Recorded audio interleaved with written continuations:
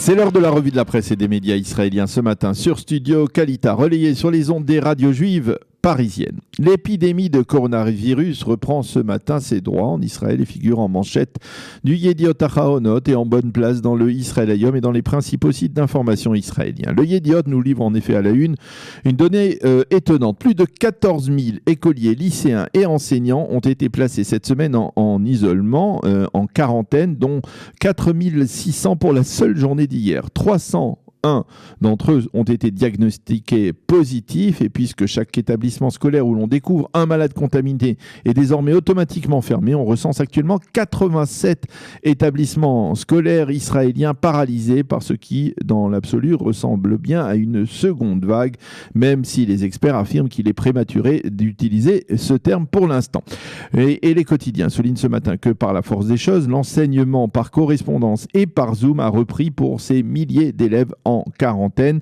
Le Yediot Ahronoth dresse en page 3 les résultats d'une enquête poussée sur les causes indirectes par ailleurs de la disparition de 263 personnes âgées qui avaient été diagnostiquées comme positives depuis le début de la crise du coronavirus. On y découvre que 57% des malades âgés et qui ont souffert du corona souffraient également d'hypertension, 37% de diabète et certaines des personnes qui ont succombé possédaient plus d'une maladie chronique qui affaiblissait leur système immunitaire.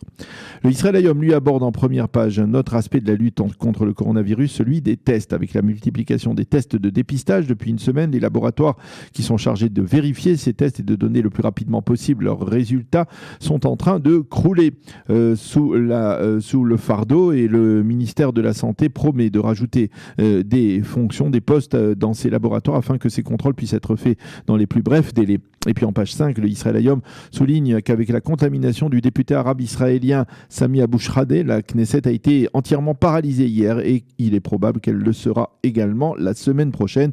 Cela devrait avoir pour conséquence, entre autres, de reporter à une date ultérieure le vote en seconde et troisième lecture de la loi norvégienne. Hier, les journaux télévisés ont montré à quel point le député arabe israélien Abou Shradeh avait fait montre d'irresponsabilité en poursuivant ses rencontres au cours des derniers jours sans quasiment jamais ne porter de masque et sans respecter les règles de distanciation sociale.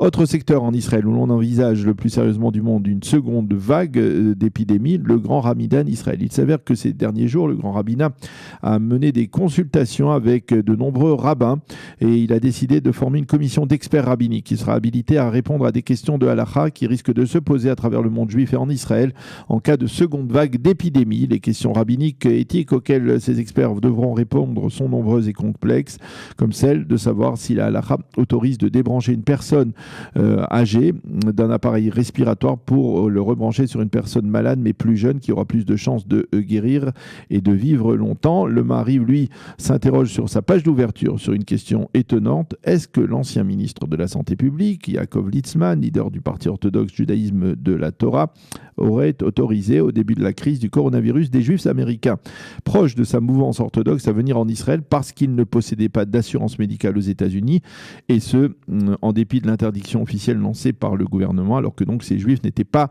de nationalité israélienne. Apparemment, le mari répond positivement à cette question et il croit savoir que bon nombre de ces Américains se sont avérés en arrivant en Israël positif et donc malade du coronavirus. Et puis Eldad Beck, le correspondant du Israël Hayom en Europe, nous fait part d'une répercussion inattendue de la crise économique liée au coronavirus.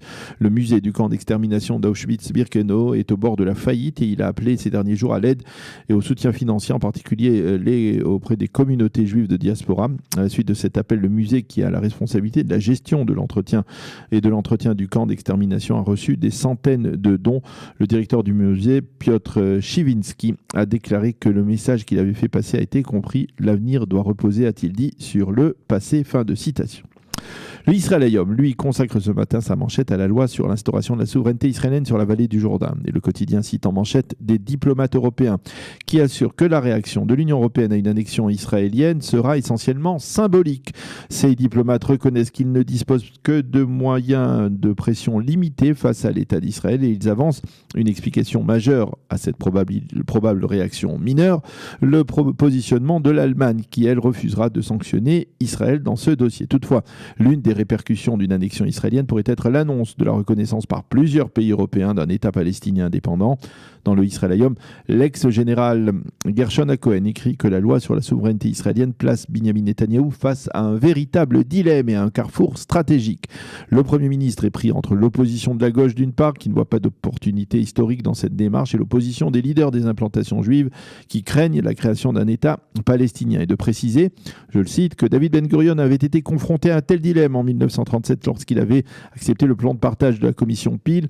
Il avait dit « Ce n'est pas l'État juif dont nous avons rêvé, mais c'est une étape déterminante sur la voie du rêve sioniste ». Quant à Ariel Kana, le correspondant diplomatique du Israël Hayom, il explique dans son analyse ce matin que l'Europe a beaucoup à perdre d'une confrontation avec Israël autour du dossier de l'annexion. Amit Segal, dans le Yediot Aharonot, s'insurge, lui, contre l'absence de perspective historique des responsables des localités juives de Judée et de Samarie.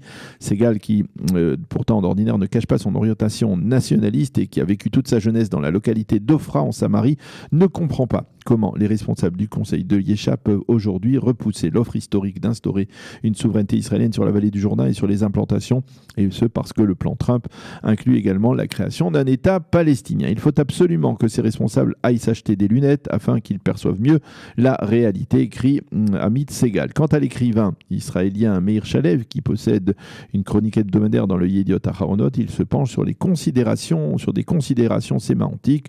L'utilisation du terme d'annexion reflète un état de déconnexion et non un état de possession et de respect, alors que les Palestiniens, eux, jouent la carte sentimentale du droit au retour. Et donc nous, qui sommes revenus sur la terre de nos ancêtres, nous préférons utiliser des termes de force brutale et de patronage comme l'annexion. Mais si l'on veut comprendre l'importance du débat qui se déroule sous nos yeux autour de ce problème ou cette démarche d'annexion, il faut absolument consulter ce matin la première page du Makor Rishon, l'hebdomadaire proche de la mouvance sioniste religieuse et du mouvement des implantations, révèle l'existence d'une carte palestinienne de ce qui pourrait être le futur État palestinien, et une carte qui englobe une partie de la zone C actuellement sous contrôle exclusif israélien.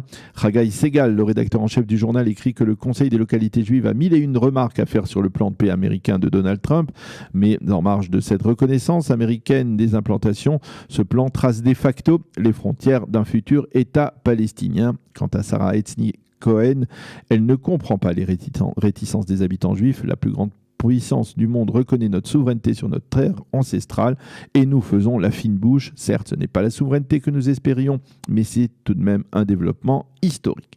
Et puisque nous parlons du Makor Rishon, sachez que le Premier ministre par alternance et ministre de la Défense Benny Gantz a reconnu hier dans un entretien au journal à l'occasion de la convention du Makor Rishon sur les relations entre Israël et le peuple juif dans l'ère du Corona que l'État d'Israël n'avait pas fait assez pour les juifs de diaspora durant la période de l'épidémie ces 3 derniers mois.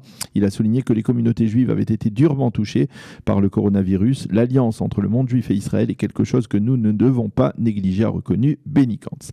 Il a souligné que la conférence du Makor Rishon se tiendra sur Zoom entre le 7 et le 11 juin et donnera la parole à de nombreuses personnalités de la vie politique, médiatique et institutionnelle en Israël, parmi lesquels le président de Kalita Mark Eisenberg et le président, directeur général de la chaîne d'information i24 News, Frank Meloul.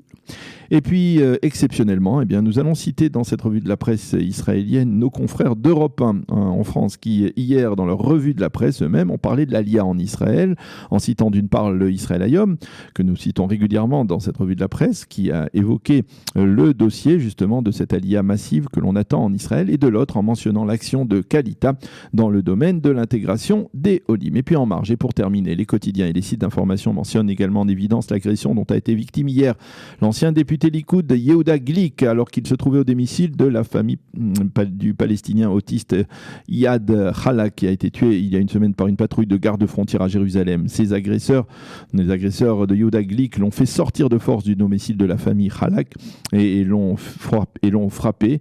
La police est arrivée sur les lieux, a arrêté une partie des agresseurs. Yehuda Glick, lui, a été placé en observation à l'hôpital Sharet Tzedek à Jérusalem et son état n'inspire pas d'inquiétude.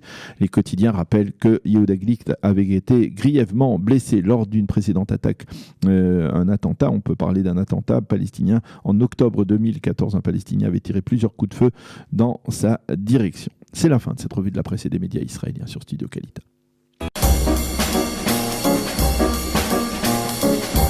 Pour mieux s'immerger dans la réalité politique, sécuritaire, économique et sociale d'Israël, connectez-vous chaque matin sur Studio Kalita. Daniel Haïk vous y attend pour sa revue de la presse.